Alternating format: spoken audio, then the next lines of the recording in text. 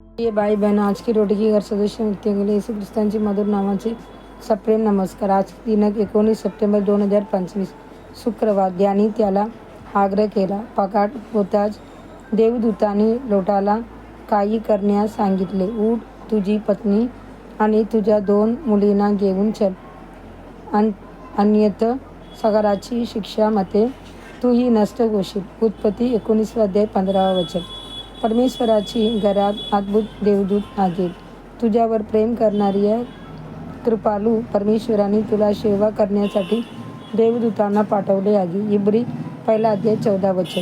जुन्या काळी प्रभूने लोट आणि त्यांच्या कुटुंबाला सोडोममधून वाचवण्यासाठी 2 देवदूत पाठवले. आजही विश्वासाच्या डोळ्यांनी पाहिल्यास तुला देवाचे देवदूत तुझ्यावर हात पसरून तुझे रक्षण करताना दिसतील.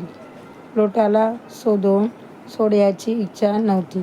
जरी ती भूमी सुपीक आणि नीट पाणी दिलेली होती, तरी लोक अत्यंत दुष्ट होते. बायबल म्हणते सोडोम आणि गोमोरा बद्दलची आक्रोश फार मोठा आहे आणि त्यांची पाप फार गंभीर आहे. उत्पत्ती 18 अध्याय 20 वचन. देवाने ठरवले की त्या सगळ्याचे अग्नीने नाश करावा. तो वेळ जवळ आला होता, पण लोट थांबत असल्याने देवदूतांनी त्यांची संपूर्ण कुटुंबाचे हात धरून त्यांना सगळा बाहेर काढले. आजही जगाचा अंत जवळ आला आहे. शास्त्रज्ञांनी आधीच असे अण्वस्त्र तयार केले आहेत जे संपूर्ण पृथ्वीचा नाश करू शकतात. पण पवित्र आत्मा येणारे जाणून देवदूतांना पाठवून देवाची लोकांना सावध करतो आणि तयार राहण्यास प्रवृत्त करतो. आणि आत्मा आणि वधू म्हणतात, ये, आणि जो ऐकतो तो म्हणो, ये. प्रकटीकरण 22 अध्याय 17 वचन. येशूने जक्कैयाला बोलावले. तेव्हाही तो तत्पर होता. त्याने म्हटले, जक्कैया, लवकर खाली उतर. लूक 19 अध्याय 5 वचन. होय, आजच योग्य वेळ आहे. आजच तारण्याचे दिवस आहे.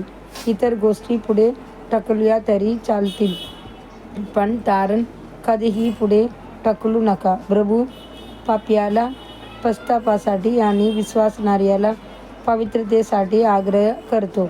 जो पवित्र आहे तो अजून पवित्र होवो. जो धार्मिक आहे तो अजून धार्मिक होवो. बघा, मी लवकरच येतो. प्रकटीकरण 22 अध्याय 11 ते 12 वचन. जेव्हा देवदूतांनी लोट व त्यांची कुटुंबाला बाहेर काढले, तेव्हा त्यांनी त्याला ठाम आज्ञा दिली. आपले प्राण वाचवण्यासाठी फल मागे वळून पाहू नकोस. मैदानी पाहत थांबू नकोस. डोंगराकडे फल, अन्यथा तू नाश होशील. उत्पत्ती 19 अध्याय 17 वचन. होय, देवाची मुलांनो, हे लक्षात द्या की कल्वरी पर्वताकडे धावणे किती तातडीचे आहे आणि त्यात विलंब करू नका.